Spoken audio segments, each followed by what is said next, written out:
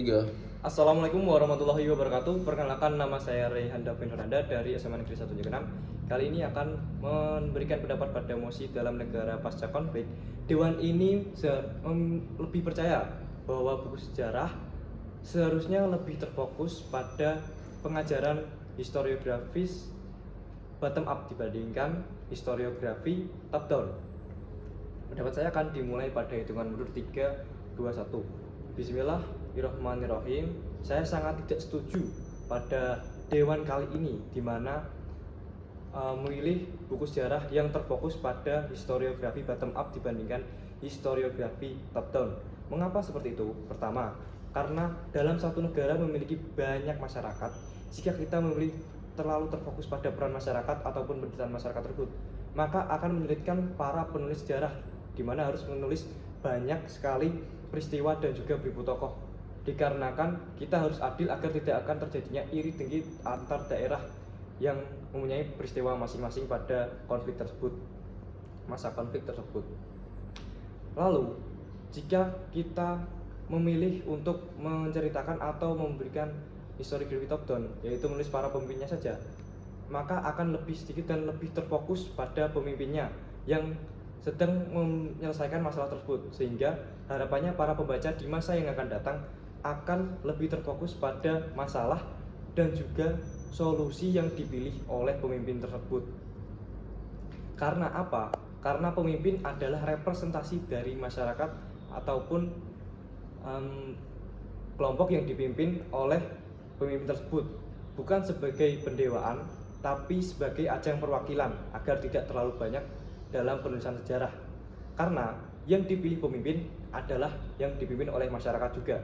Seperti kita throwback untuk dalam penyusunan negara Indonesia, yaitu pada masa revolusioner, di mana kita lebih sering menceritakan pada penyusunan tentang dasar negara dan negara-negara yang mendukung seperti Jepang dan lain-lain untuk menciptakan negara Indonesia, dibandingkan peran masyarakat yang hanya menyetujui dan juga mengkritik keputusan yang salah.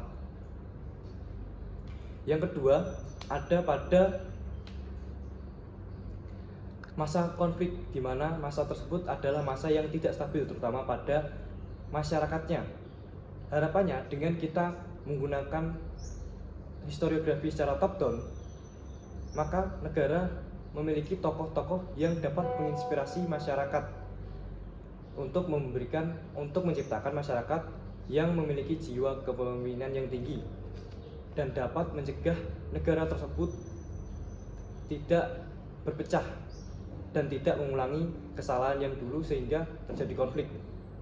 Seperti halnya yang dilakukan oleh Indonesia, yang mulai dari kecil sudah diajari untuk belajar tentang pahlawan, tentang kehebatannya, tentang keputusan-keputusannya, sehingga para masyarakat Indonesia yang sekarang sudah memiliki jiwa kepemimpinan dan juga memiliki idola yang ia segani, seperti Jenderal Sudirman, Soekarno, R.A. Kartini untuk yang perempuan. Lalu yang ketiga adalah, memang benar jika kita menggunakan historiografi secara bottom up, itu akan menciptakan rasa empati yang tinggi dari masyarakat. Namun takutnya jika kita terlalu mencorot penderitaan masyarakat yang terdahulu, akan menciptakan atau membuka luka lama pada masa yang akan datang, sehingga kita sebagai pemerintah atau sebagai masyarakat tersebut akan menciptakan masyarakat yang pendendam dibandingkan masyarakat yang memiliki jiwa kepemimpinan. Takutnya akan terjadi perselisihan atau konflik yang lama untuk kembali lagi seperti di Indonesia dulu adalah perang sampit, yaitu perang antara suku Madura dan juga suku Dayak.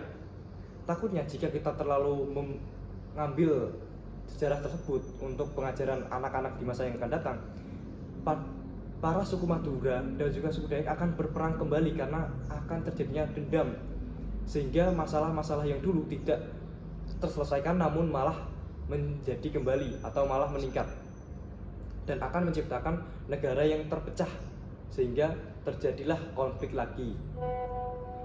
Sebagai pemimpin negara, untuk menciptakan teks sejarah adalah buku teks yang seharusnya memiliki pengaruh positif untuk masyarakatnya yang akan datang.